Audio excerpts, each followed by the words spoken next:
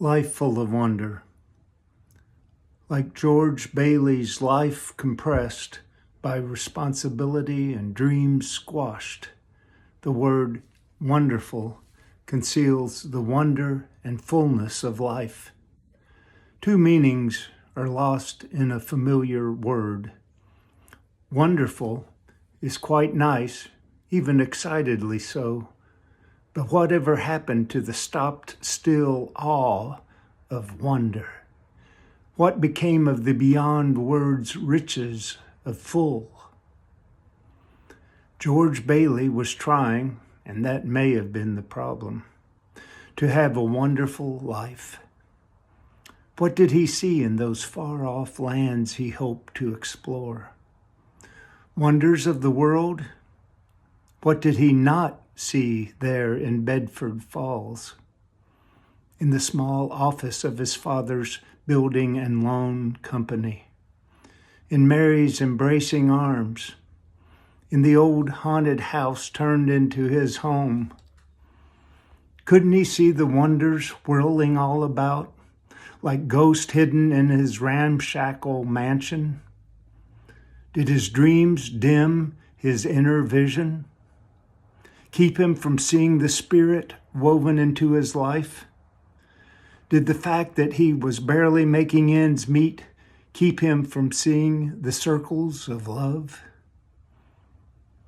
Dreams that collapsed into despair made him look past his daughter's adoring eyes as he tucked her in bed on Christmas Eve. It was just a cold winter night to him.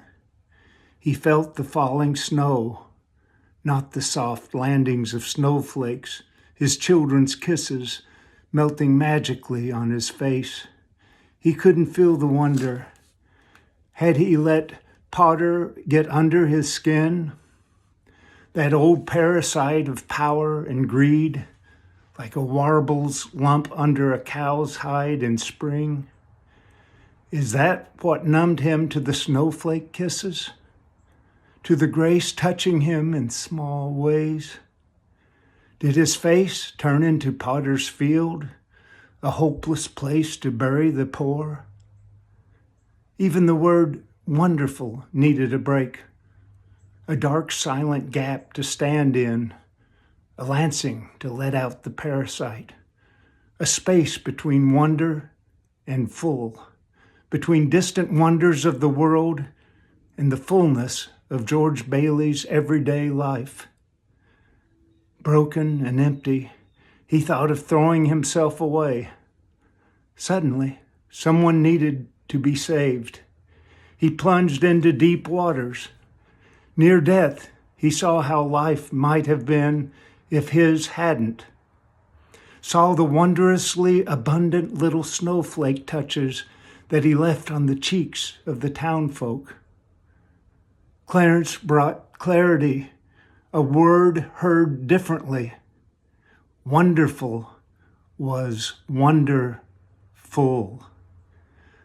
Then a sizable breath exhaled freely into the cold night air, rolled off George's tongue like a whole new word.